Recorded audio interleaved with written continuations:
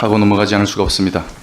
제가 정말 우리 정동영 의원님 존경합니다마는 정말 민주당의 품격 있는 중진 정치인으로서 정말 존경합니다. 저는 아까 발언 시간 추가 요청했는데 주지 않았습니다. 이렇게 편파적인 진행을 지적하지 않을 수 없고, 그리고 방금 전에 우리 당의 박정훈 의원님께서 질의권을 빼앗기셨습니다. 지난 정부, 문재인 정부의 잘못을 지적하고 이재명 전 대표의 범죄 혐의를 지적했다고 해서 발언권을 빼앗긴 것입니다. 뭐 최고 존엄이라서 비판할 수 없는 겁니까?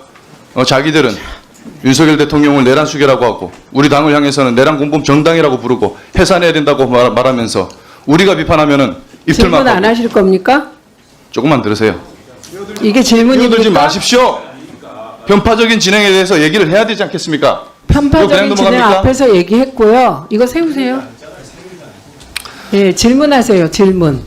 그래서 이런 부분에 대해서 말씀드리지 않을 수 없고 질의권을 회복해 주시기를 당부드리겠습니다.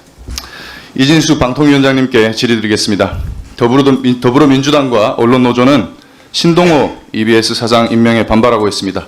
2인 체제에서의 의결을 문제 삼고 있는 것이죠.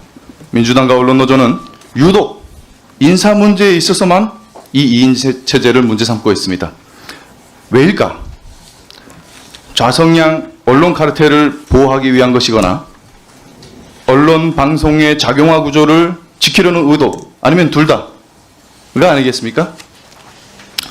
문제 삼는 근거는 박문진 이사진과 김유열 EBS 전 사장이 제기한 임명정지 가처분이 인용된 것을 근거로 삼고 있습니다. 그러나 이건 일방적인 주장입니다. 위원장님, KBS 전임 이사진과 감사가 제기한 임명 집행정지 소송들은 어떻게 됐습니까? 모두 기각되지 않았습니까? 기각됐습니다. 그렇죠. 이와 관련해서 법원은 방통위 2인 의결에 절차적 하자는 있을 수 있으나 대통령 임명권이라는 넓은 재량을 고려할 때 이를 무효할 정도로 중대한 위법이라고 보기 어렵다라고 판단했습니다.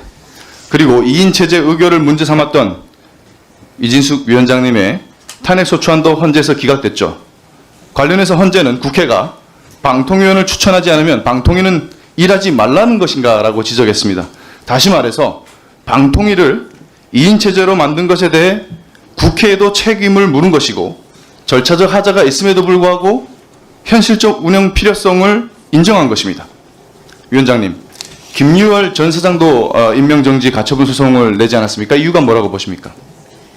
저는 도무지 이해가 되지 않습니다. 임기가 다 되어서 새로운 신임 사장을 선임을 했고 새로운 신임 사장이 선임되는 순간 전직 사장은 자동적으로 면직이 됩니다. 그리고 아까 김장겸 의원께서도 지적하셨듯이 퇴직금 6천만 원 가량을 받아가셨고 금 5돈과 랩탑을 받아가신 걸로 들었습니다. 본인이 스스로 인정했던 퇴임인데 다만 아쉬운 것은 그것이 법원에서 가처분이 인용되었다는 것입니다. 임기가 끝나고 새 사장이 한시바삐 직무를 수행할 수 있기를 바랍니다. 네, 김 전 사장님 임기는 3월에 만료가 됐죠. 그리고 공공기관에서 임기가 만료되면 후임자를 지정해야 됩니다. 지명해야 됩니다. 그게 당연한 절차고 이런 당연한 인사 조치인데도 불구하고 언론노조는 신동호 사장에 대해서 언론적폐, 정권 부역자라는 프레임을 씌워서 만회사냥하고 있습니다. 그러나 정작 EBS에서 퇴출돼야 될 인물은 신동호 사장이 아니라 유시춘 이사장입니다. 이런 인물이야말로 진정한 알박기 인사라고 할 수가 있겠습니다. 이 유 이사장은 작년 9월에 임기가 만료가 됐죠. 무려 7년째 자리를 지키면서 기득권을 누리고 있는 그런 인물입니다. 이 방통위원장 탄핵과 국회 방통위 겁박으로 인해서 발생한 행정 공백 때문에 이런 일이 발생한 건데 유 이사장은 2024년 10월에 업무상 배임 혐의로 불구속 기소됐습니다. 업무 추진비 약 1,900만 원을 사적으로 유용한 혐의죠. 그리고 작년 4월 EBS 감사실은 유 이사장이 사적으로 유용한 업무 추진비를 회수하고 주의 징계 조치 처분할 것을 김유열 전 사장에게 통보했습니다. 전 사장님, 지난해 국정감사에서 검찰 수사 중이기 때문에 한수 조치하지 못했다라고 답변하셨는데 지금까지 감사실의 회수 결정이 있음에도 불구하고 집행하지 않았던 사례 있습니까? 예, 지금까지 안 하고 있습니다. 지금까지 없었죠. 예, 아니 그 말씀을 드린 게 아니고 그러니까 지금까지 회수 조치를 그 통보를 요거에 했는데 안 한 사례가 있습니까? 그 본인이 동의하는 범위 내에서만 회수가 됐습니다. 본인이 동의하지 않으면 사적으로 유용해도 회수하지 못합니까? 회수를 할 수가 없습니다. 그 다음에 회수를 하려면 그 법원에다가 EBS가 소를 제기해서 강제로다가 왜 그거 회수를 해야 그러면 됩니다. 소를 제기하지 않습니까? 지금 소가 지금 다시 돌아와서 업무에 복귀해 있지 않습니까? 지금 소가 진행되고 있기 때문에 왜 이분만 이런 특혜를 누리고 있는 겁니까? 특혜가 아니고요. 지금 소가 하고 있기 때문에 더 추가해서 소를 제기하면 환수 금액보다 소송 비용이 훨씬 높습니다. 소송 비용은 높아도 부당한 것은 부당한 처벌을 받아야 됩니다. 그렇지 않겠어요? 지금 법원에서 소가 진행이 돼서 소 결과에 따라서 그 환수할 계획을 갖고 있습니다. 유 이사장은 애초에 임명 때부터 문제가 많았습니다. 자녀가 대마초를 밀반입한 혐의로 2018년 10월 대법원에서 징역 3년형을 확정받았습니다. 그리고 임명된 유 이사장이 임명된 시점은 이미 자녀가 2심에서 실형을 선고받고 구속된 상태였어요. 그러나 유 이사장은 반성이나 사퇴는커녕 오히려 무죄를 주장하면서 재수사를 촉구하게 됐습니다. 문재인 정부에서 임명한 한상혁 방통위원장 체제에 비호가 있었기 때문일 겁니다. 아무래도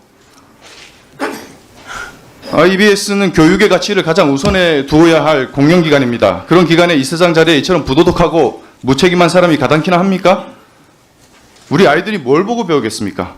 언론 노조가 비판해야 될 사람은 신동호 사장이 아니라 법적 정당성도 도덕성도 갖추지 못한 유시춘 이사장입니다. 이재명 대표가 법인카드 1억 이상 상품 사고 초밥 사드시고 이렇게 했으니 이 정도는 괜찮다 이런 건 아니겠습니까? 자, 이 자리에는 몰라도 최소한 비판을 하는 척이라도 해야 되는 겁니다. 언론 노조가 제대로 하기 위해서는 그래야 그 비판에 신빙성이 실리고 공감대를 얻을 수 있는 거예요. 이 자리에는 3억 7천 횡령 의혹으로 고발된 분도 있으니 법인카드 얘기할 때 신중해 주시고요. 그리고 이 자리에서 1심 판결은 2심이 있고 3심이 있으니 1심 판결 거기에 불복하지 않겠다던 분들 많았기 때문에 무죄 추정의 원칙은 누구에게나 적용되는 겁니다. 예, 그걸 감안하시고요. 그리고 한 가지만 김유열 사장님. 예, 혹시 EBS 내부 규칙 중에 아까 제가 띄워드린 방송공사법 10조 3항에 따라서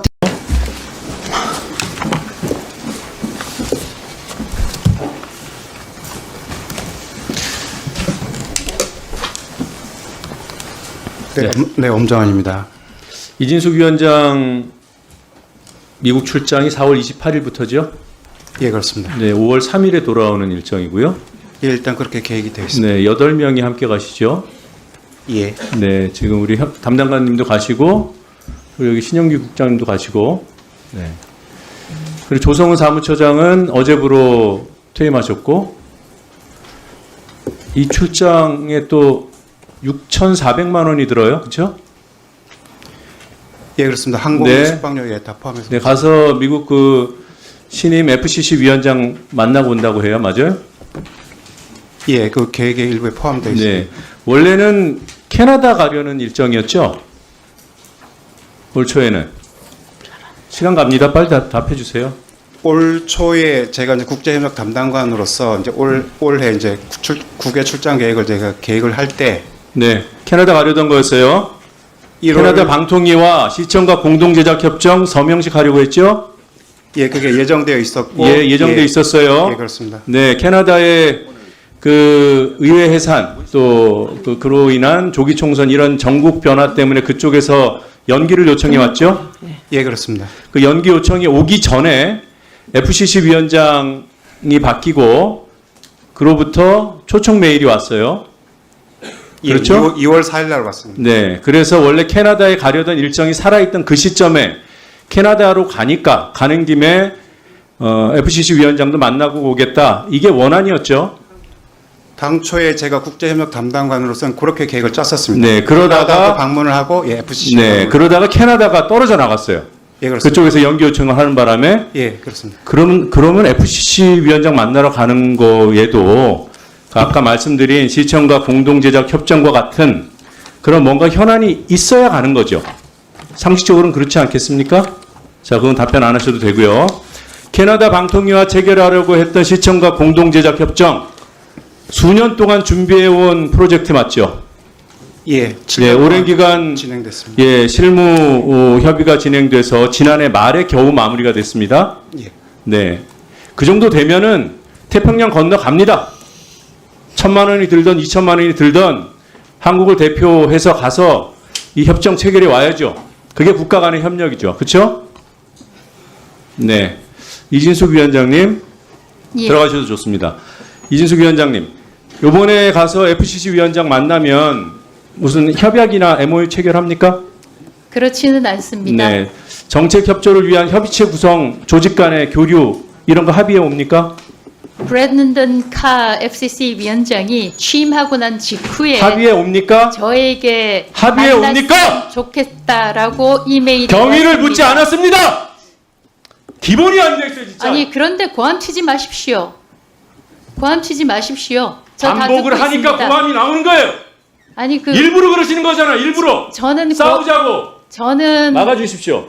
국회의원의 막아주십시오. 고함을 세우세요. 당할 막아주십시오. 이유가 없습니다. 아, 세우고요. 잠깐만요. 그리고 퇴장시켜 주십시오. 국회의 의사 진행 방식에 대해서 협조할 의사가 전혀 없습니다.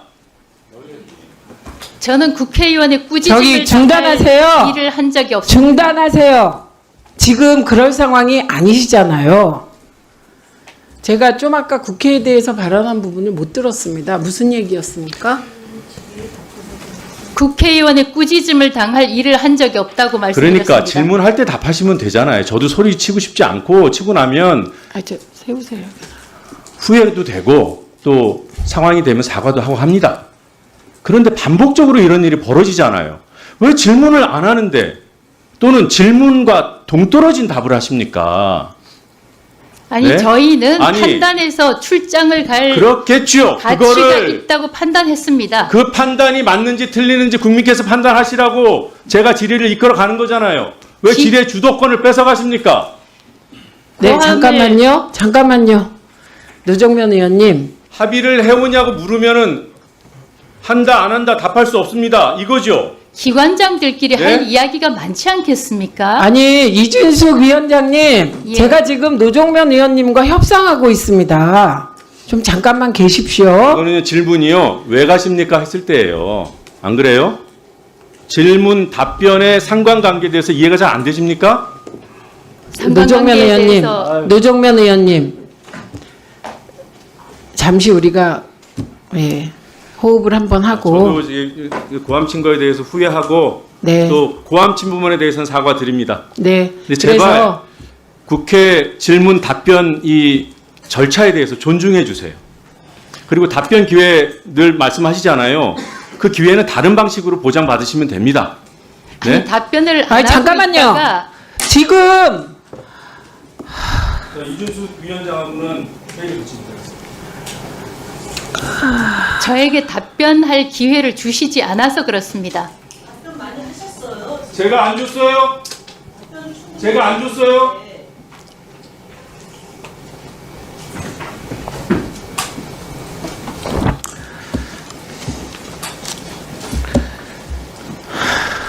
오늘 정말 다시 한번 말씀드립니다. 아니 출석한 국무위원께서는 의원들의 질의에 대하여 간명하게 답변해 주시기 바랍니다. 왜냐하면 이게 무한정 시간이 있는 게 아니어서 의원님들도 질의 준비한 게 있고 시간에 쫓기다 보니 그런 시간을 많이 뺏기게 되면 다음 질문할 시간을 뺏기기 때문에 그렇습니다. 그래서 질의에 대해서 가능하면 간략하게 답변을 해 주시기 바랍니다. 네, 서울 광진구가 국회의원 이정원입니다. 질의를 시작하기에 앞서서 제가 질문 드릴 분들을 먼저 말씀드릴 테니까 타이머를 좀 중단시켜 주시고요. 준비해 주시면 좋겠습니다. 제가 이진숙 방통위원장님께 질문을 드릴 거고요. 김유열 사장께 질문을 드리겠습니다. 그리고 증인으로 나와주신 신동호 사장께도 질문을 드리고 이호찬 위원장님께도 질문을 드릴 텐데 신동호 사장과 이호찬 위원장 다른 데 앞으로 좀 먼저 나와서 준비를 해주시면 좋겠습니다. 네. 잠깐만. 자, 두 분 좀 기다려 주시고요. 먼저 이진숙 방송통신위원장님께 질문 드리겠습니다. 제가 방금 네 분을 지명하면서 두 명의 사장이라는 표현을 썼습니다. 지금 국회 과방위 현안 질의장에 EBS 한국교육방송공사 사장이라고 하는 분이 두 분이나 계십니다. 참고인 김유열 사장, 증인 신동호 사장. 누가 사장입니까? 방송통신위원회가 선임한 사장은 신동호 사장입니다. 네. 자, 김유열 사장님. 예, 지금 EBS 사장이 누굽니까? 예, 접니다. 네. 자, 신동호 사장님. EBS 사장이 누굽니까? 예, 저는 적법하게 임명된 EBS의 사장이라고 생각하고 이 자리에 와 있습니다. 네. 그런데 왜 지금 출근을 못하는 상황입니까? 뭐 이미 보도돼서 다 알고 계시겠지만 제 첫 출근 날부터 출근 저지가 있어서 원활한 업무 수행이 좀 쉽지 않았기 때문에 외부에서 업무를 진행했었고요. 이후 가처분 신청이 1심에서 인용이 됐기 때문에 지금 현재는 제가 출근하지 않고 있는 상황입니다. 네. 자, 방금 언급하신 첫 출근 현장의 모습을 영상으로 준비했습니다. 여러분 함께 보시겠습니다. 여기 계실 분이 아니신 것 같습니다. 제가 봤을 때는 여기 입각하신 분이 아닌 것 같습니다. 어디서 인사권이라고 존중받아야 된다고 말했습니까? 대법원에서 인체제 불법 임명이라고 명확하게 말했습니다. 아사님, 또 자의적으로 해석하십니까? 네, 지금 제가 알기로는 현 사장님께서 가처분 넣으신 걸로 알고 있습니다. 그때까지 오지 마십시오. 불법 임명을 집에 가.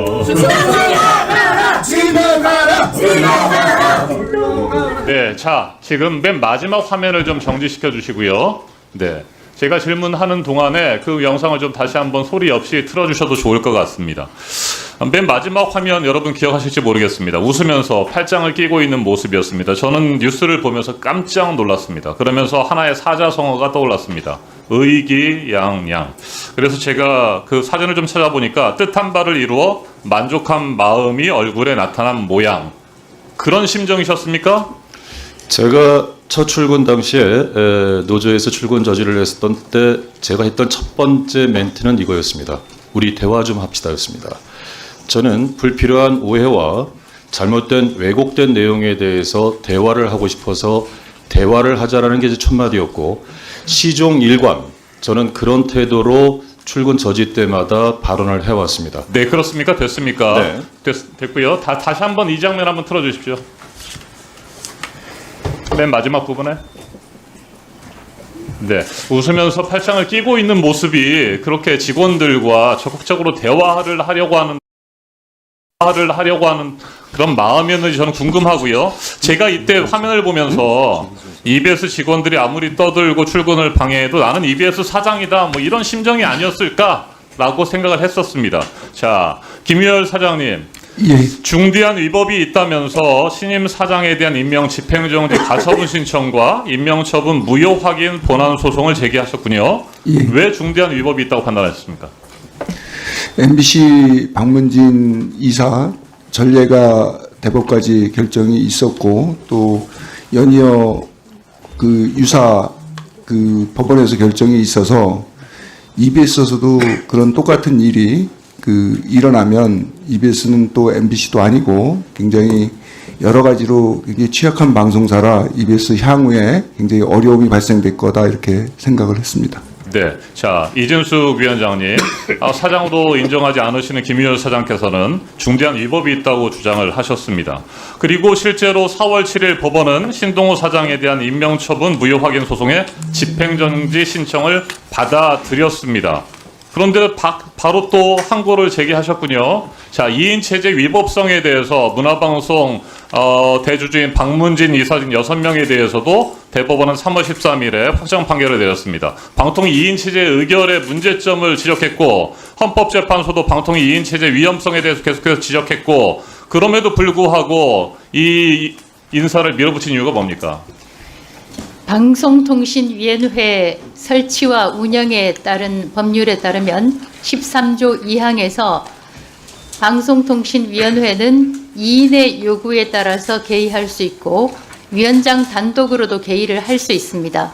언급하신 헌법재판소의 판결은 2인 체제에 의한 결정이 있었지만 기각이 됐습니다. 네, 좋습니다. 자, 이진숙 위원장의 얘기를 들어보면 도대체 민주공화국 대한민국의 방송과 통신을 책임지는 사람으로서 헌정 질서와 또 법 질서에 대해서 제대로 된 생각을 가진 분이신가 저는 의문이 들지 않을 수가 없습니다. 도대체 어떻게 대법원, 헌법재판소, 행정법원에서 계속해서 잇따라서 2인 체제 위법성을 지적하는데도 그걸 받아들이지 못하겠다고 억지 주장을 하고 개변을 펴는지 도저히 이해할 수가 없습니다. 이호찬 위원장님 어떻게 생각하세요?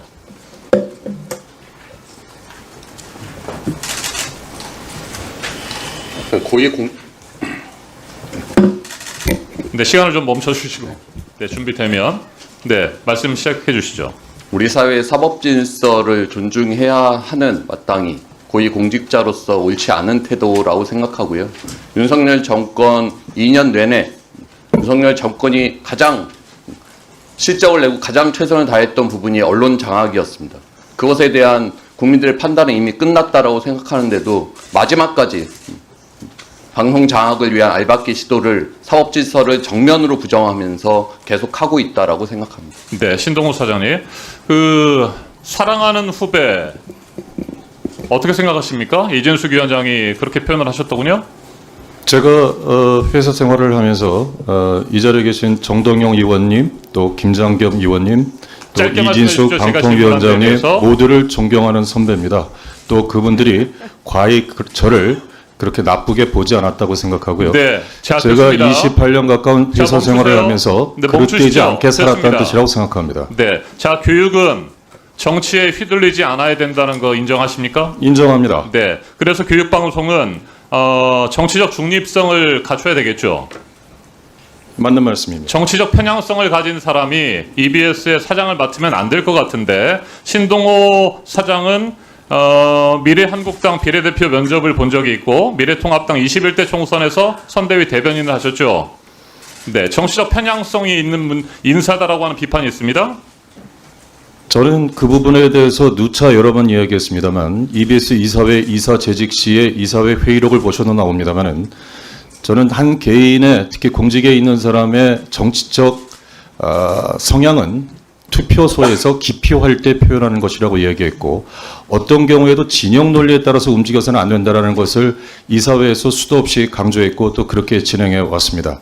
그렇게 강조하는 게 중요한 것이 아니고 신동호 씨가 그동안 해왔던 여러 가지 행태들이나 언행들을 보면 정치적 편향성이 있다라고 하는 부분들을 지적을 하는 겁니다. 정말 죄송한 말씀입니다만 의원님께서 구체적으로 제 어떤 행태와 언행이 정치 편향적이라고 생각하시는지 저는 오히려 궁금합니다. 자, 이정원 의원님 추가 질의하시고요. 저기 김유열 사장님, 예. 제가 한 가지 물어보겠습니다. 들어가십시오. 그동안에 저런 경력, 특정 정당에 출마했던 분이 최근 10년 이내에 EBS 사장이 된 적이 있습니까? 최근 10년 이내에. 예, 공사화된 2000년 이후에 없습니다. 네, 그렇습니다. 없습니다. 예. 의원입니다. 먼저 어려운 자리에 나와주신 고 오유한나 유가족 여러분께 깊은 위로의 말씀을 드립니다. 유족들이 바라는 그 진실이 규명될 때까지 유가족 여러분들과 함께 하겠다는 말씀 드립니다. 그리고 MBC 경영본부장님, 예, 유가족이 말씀하셨던 그런 것들 그리고 유가족의 아픔을 치유할 수 있는 대책을 혹시 지금 이 자리에서 말씀해 주실 수 있는 게 있나요? 저희한테 진상 요구를 원하신 것 외에 다른 것은 아직 요구를 들은 바는 없습니다. 그래서 진상조사가 다 끝나기를 저희도 기다리고 있고요. 얼마든지 유족분들께서 뭔가 저희와 얘기를 하신다면 저희도 겸허히 경청하고 무슨 조치든 할 수 있는 조치는 할 수 있습니다. 네. 네. 유가족 분들의 아픔을 치유될 때까지 함께 해주시면 감사하겠습니다.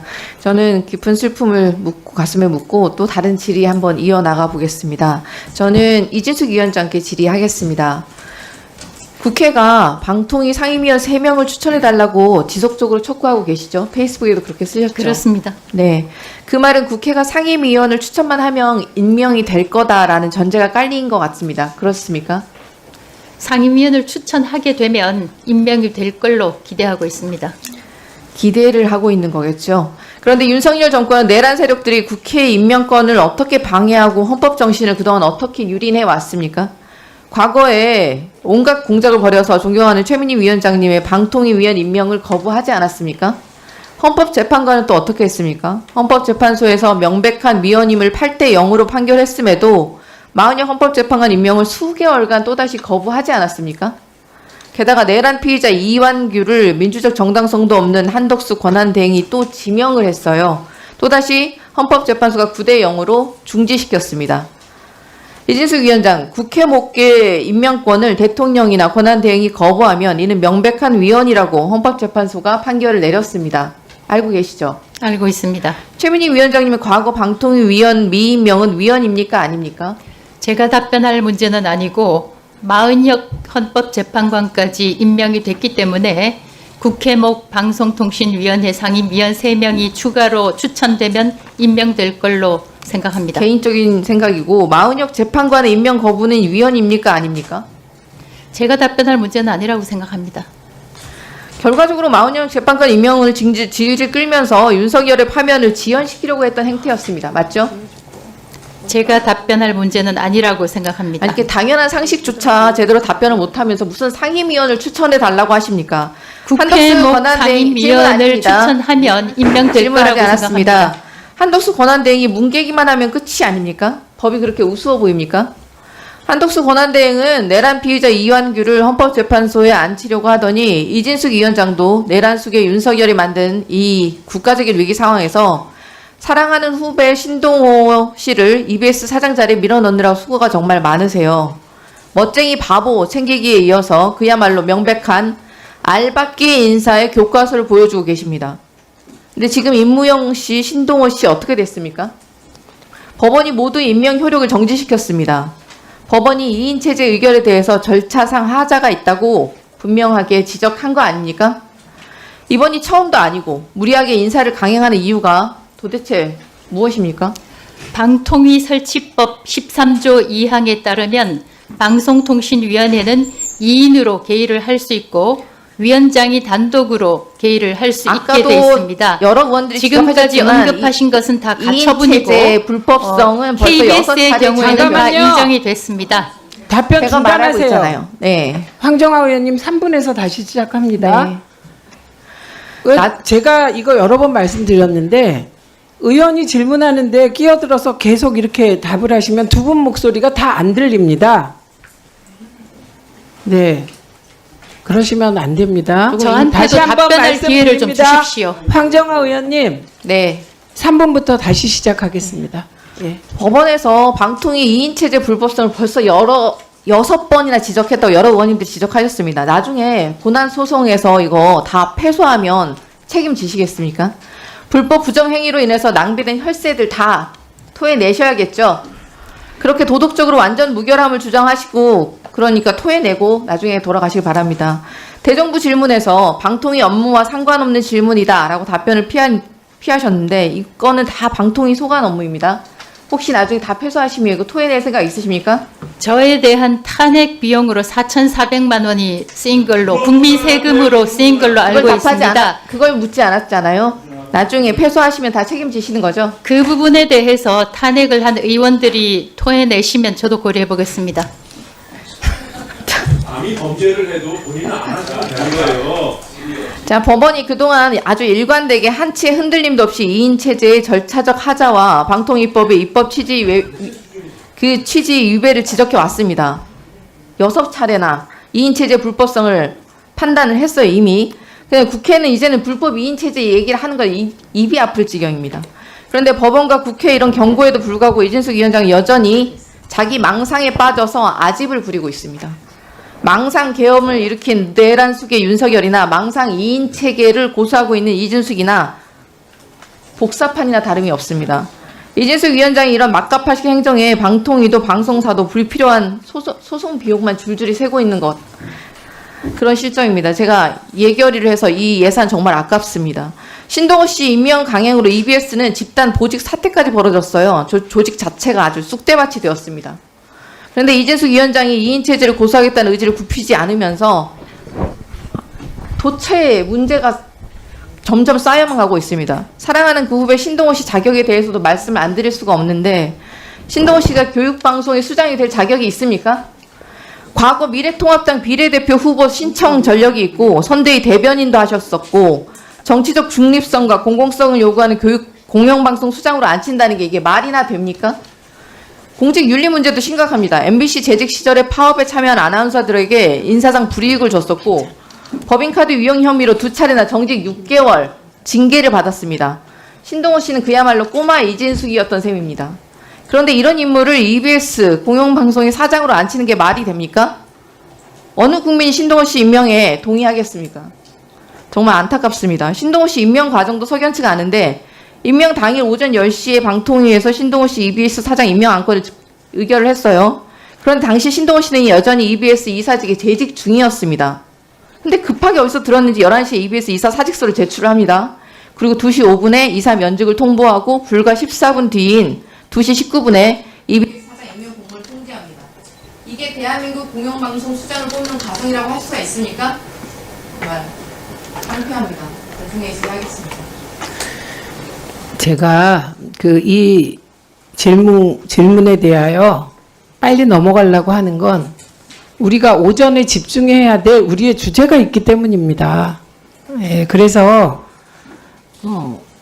길게 질의응답을 끌지 않으려고 합니다. 그래서 오늘 오전에 우리가 MBC와 고 오요한나님의 억울함을 푸는 진상을 규명하기 위한 현안 질의에 집중해 주시기를 다시 한번 부탁드립니다. 최수진 위원님 질의하세요. 국민의힘 그 어머님과 유삼촌 등 유족들에게도 깊은 위로의 말씀을 드립니다.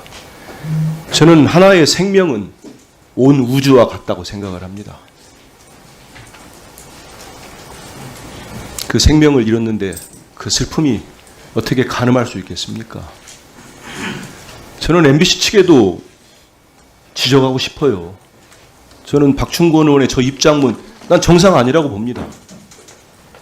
왜 저런 입장문이 나옵니까? 그분이 비정규직이든 정규직이든 그게 중요합니까? 한 우주가 졌는데 제 어머님께도 여쭤보고 싶었는데 앞서서 국민의힘 의원 말씀에 진실을 밝혀달라 그 입장 맞으시죠? 꼭 진실을 밝힐 수 있도록 힘을 보태겠습니다. 그리고 제도 개선은 아까 우리 정동영 의원님 말씀대로 많이 드러나고 있네요. 바꿔야지요. 또 그렇게 하겠습니다. 왜 보수 정권이면 어떻고 민주적 정권이면 어떻습니까? 근로자 노동자가 인간다운 삶을 유지하고 지켜야죠. 왜 바꿉니까? 그런 조건을. 그러면 종편들이 좋아합니까? 그런 거 바꿔야죠. 이것도 하나만 덧붙이면 아까 국민의힘의 한 의원께서 우리 민주당 동료 의원의 영상 아니 화면이었습니까? 되게 좀 불쾌했습니다. 오늘 이 자리가 어머니 모시고 유족들과 함께 진실도 밝혀내고 제도 개선 모색도 해보자는 자리 아닙니까? 저는 아까 어머님 우실 때 정말 너무 슬펐습니다. 저도 2딸을 키우는데 마음 잡기가 쉽지 않을 겁니다. 그런데 국회의원들이 모여가지고 이걸 정쟁화 삼으려고 또 했다는 게 참 제가 부끄럽습니다. 앞으로 그런 일 없었으면 좋겠다는 말씀 드리고 저 좀 끊어보십시오. 자, 이렇게 해야 되겠습니까? 한민수 의원님, 해도 너무합니다. 지금 박정훈 의원님 그만하시죠. 지금 한민수 의원님 시간입니다.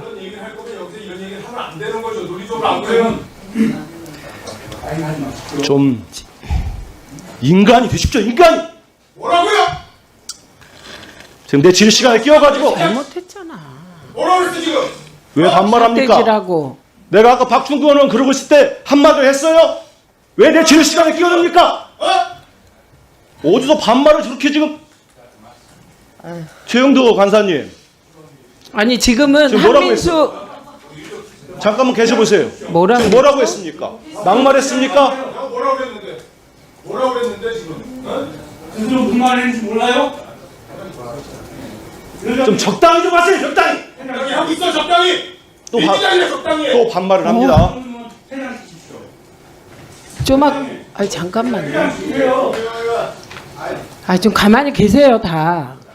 박정훈 의원님, 지금은 한민수 의원님 시간입니다. 저보고 부끄럽대잖아요. 그럼 제가 가만히 있어요? 그건 예? 아까 제가 질의할 때 뭐라고 그래서 다 나서서 얘기했잖아요. 그 정도가 한마디도 얘기 안 했습니다. 아니었잖아요. 얘기 제가 안 했어요. 정리하겠습니다. 조용히 하세요 조용히. 가만히 있었어요. 뭐라 그랬어요? 아유, 인격적으로 상당히 모독적인 말을 계속하는데 지금 같은 동료 의원에게 그렇게 말할 수 있습니까? 소중한 시간을 저렇게 미꾸라지처럼 말이야. 물다 버려버리고. 아유 조용히 하세요 좀. 자 여러분, 국회법 제49조 제1항과 제145조에 따르면 위원장은 회의장에서 의사를 정리하고 질서를 유지하며 사무를 감독하는 권한이 있습니다. 따라서 저는 지금 제가 본 바에 따르면 박정훈 의원님 여기서 중단해 주십시오. 왜냐하면 아까 김현 의원의 경우는 PPT를 띄워서 계속해서 김현 의원을 거론했습니다. 예, 그리고 제가 보기에도 모욕을 주었습니다. 그래서 제가 PPT 내려달라고 했습니다. 그런데 박정훈 의원은 지금 한민수 의원님의 한마디를 못 참으신 거잖아요. 그래서 저는 박정훈 의원이 한민수 의원 질의 시간에 계속해서 끼어들고 이렇게 의사를 방해하고 이러지 않기를 바랍니다. 자, 한민수 의원님 질의하십시오. 듣기 싫은 말이 있어도 예의를 갖췄으면 좋겠습니다. 반말하고 모욕적으로 얘기하시는 거는 본인 스스로에게 침뱉는 거예요. 그러지 마시기 바랍니다. 기억을 살려보세요. 나 아까 박정훈 의원 얘기할 때 단 한마디를 않고 있었어요.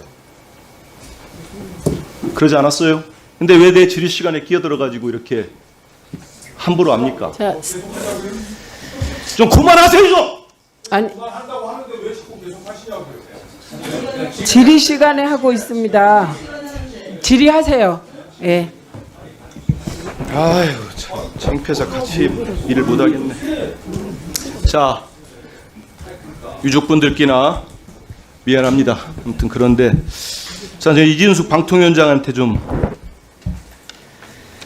말을 좀 드리면서 질의도 할까 싶습니다. 파면당한 윤석열 전 대통령이 2년 반 동안 무슨 일을 했는가를 참 곰곰이 생각해 봅니다. 사람 하나 때문에 국가기관들이 참 많이 망가졌어요. 국가인권위원회가 망가졌고 감사원이 망가졌고 국민권익위원회가 망가졌습니다.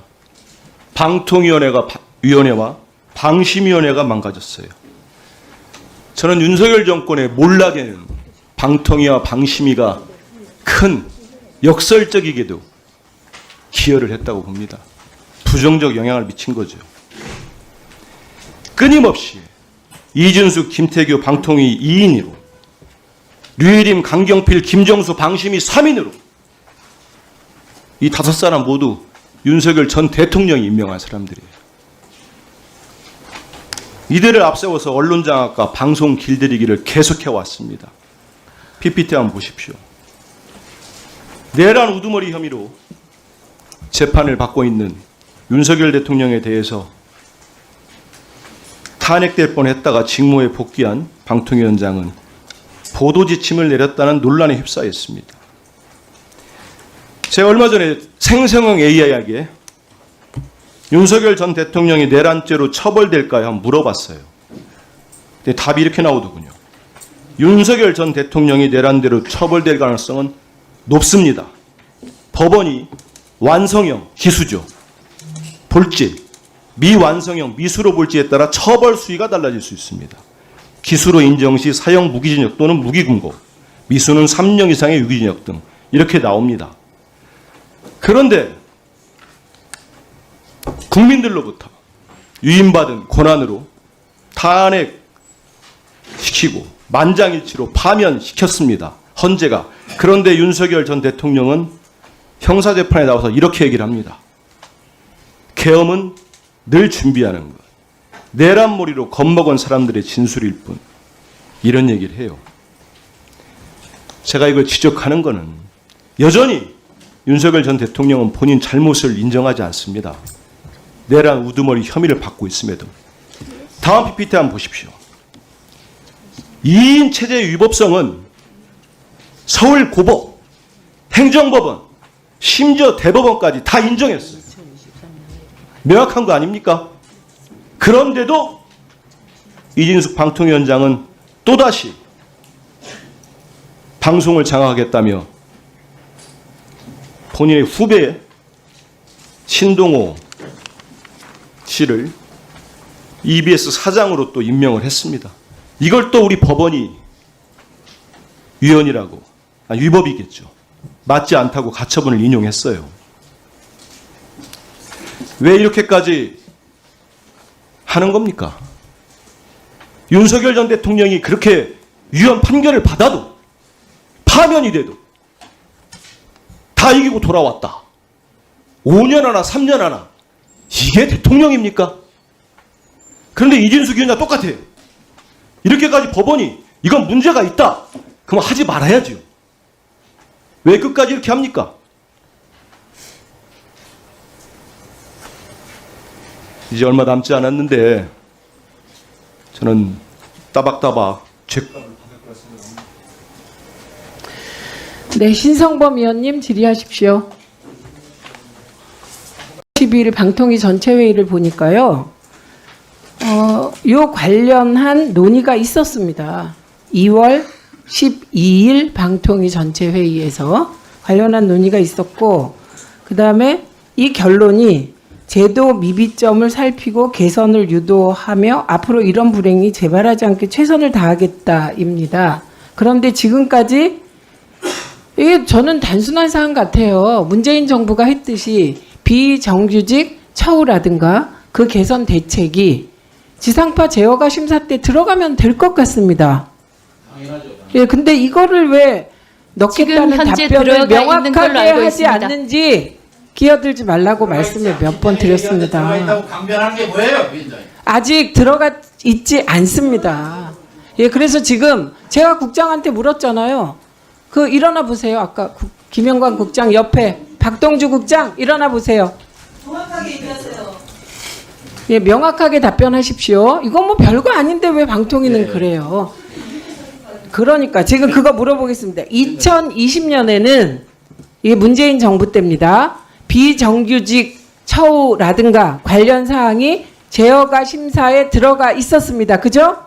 예, 그렇습니다. 이게 중간에 빠졌어요. 언제 빠졌어요? 정확히. 위원장님, 지금 아니, 저기요. 그냥 묻는 말에 답변하세요. 언제 빠졌습니까? 20년도 제어가 UHD 제가 예, 2023년에 빠지죠. 그때 방통위 책임자가 누굽니까?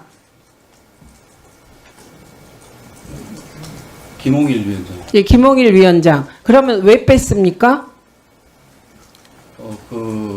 일단 인사와 경영에 관련되는 사항들, 그다음에 조건이 어느 정도 완료된 사항들, 그리고 법이나 그다음 뭐 시행령 이런 걸 통해서 확보할 수 있는 사항들은 기본적으로 제외한다는 그런. 잠깐만요. 그러면 비정규직 처우 개선 문제는 1, 2, 3에 어디에 해당합니까?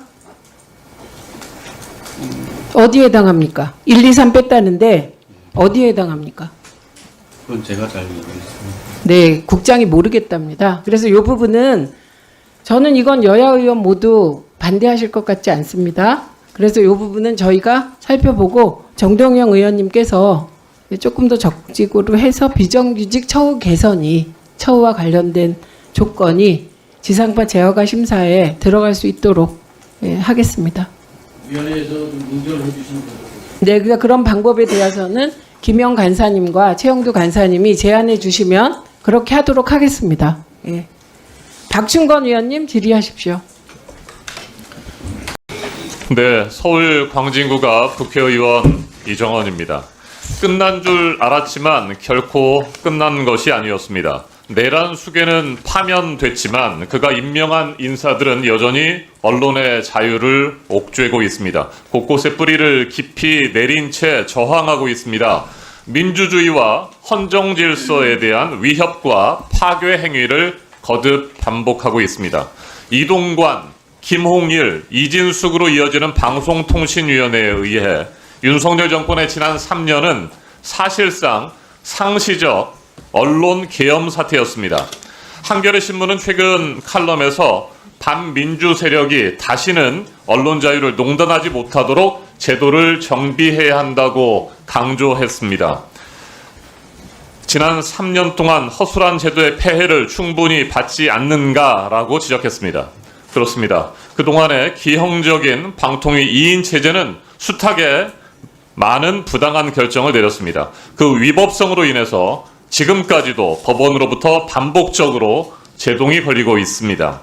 그럼에도 불구하고 이진숙 방통위원장은 국민교육 컨텐츠의 중심이자 공영방송이며 공공방송의 공공성의 마지막 보루인 EBS마저 사랑하는 후배에게 넘기려는 시도까지 감행했습니다. 다른 것도 아니고 EBS입니다.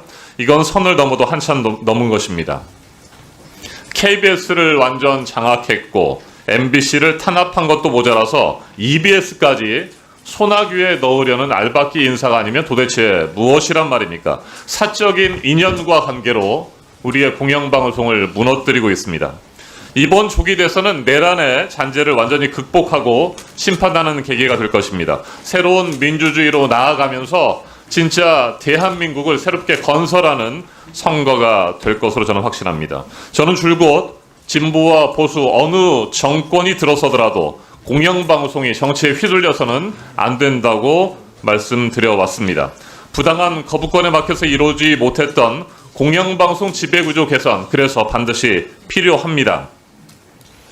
이번 대선 이후에 출범할 새로운 정부는 방통위와 방심위가 비판 언론을 통제하는 권력의 도구로 전락하지 않도록 합의제 행정기구라는 본래의 정체성과 역할, 존재 이유, 그 가치를 회복시켜야 합니다. 2025년 6월 3일 이후 대한민국은 분명히 달라질 것입니다. 민주주의를 파괴하고 헌정 질서를 유린한 내란 사태와 상시적 언론 계엄 사태를 이제는 반드시 끝내야 한다고 생각합니다. 이진숙 방송통신위원장께 질문을 드리도록 하겠습니다. 앞서 존경하는 우리 동료 의원께서도 지적을 하셨습니다만 국회 대정부 질문의 답변 태도에 대해서 비판의 목소리가 큽니다. 오죽하면 우원식 국회의장께서는 이진숙 위원장의 답변 태도에 대해서 적개심이 가득한 것 같다라고 이렇게 지적을 했을까? 저도 뭐 비슷한 생각을 그 당시에 가지고 있었습니다. 동문서답으로 일관했고 답변할 수 없다라고 했고 이 자리에서 말하지 않겠다고 했습니다. 우원식 의장이 지적한 것처럼 가슴에 적개심이 그렇게 많이 있는 겁니까? 그렇게 생각하지 않습니다. 그러면 왜 그렇습니까? 우선 대정부 질의라는 것은 정부의 부처 또는 기관장에 대해서 업무와 관련한 질문을 하는 걸로 알고 있습니다. 네, 자 업무와 관련해서 잠깐만요. 네, 업무와 관련해서 우리 국민들이 궁금해하는 것을 질문하는데 답변할 수 없다, 이 자리에서 말하지 않겠다, 동문서답으로 일관하는 게 맞습니까? 자, 제가 다시 질문드립니다. 국회 대정부 질문 그리고 국회 과방위 지금 현안 질의에 이진숙 위원장은 자연인으로 앉아 있습니까? 아니면 대한민국의 공영방송과 방송의 독립성을 지켜야 할 방송과 통신의 모든 것들을 총괄하는 방통위원장 자격으로 앉아 있는 겁니까? 답변하십시오. 제가 미리 받은 질의의 요지는 KBS 수신료 관련이었습니다. 제가 MBC 보도본부장이었던 것이 2014년 벌써 11년 전의 일입니다. 네, 자 그래서 제가 저도 질문 드리는 거 본부장 아닙니까? 시절에 있었던 일을 질문하는 것이 대정부 질의라고 생각지 않습니다. 국민들이 그걸 궁금하게 생각한다고 저는 보지 않습니다. 국민들이 궁금해하는 것을 우리 국회의원들이 질의를 하는데 이준숙 위원장이 그것을 국민들이 궁금해하지 않는다고 재단하면서 답변을 하지 않는 태도는 아주 잘못된 것입니다. 개인의 감정이나 생각이 있을 수는 있습니다.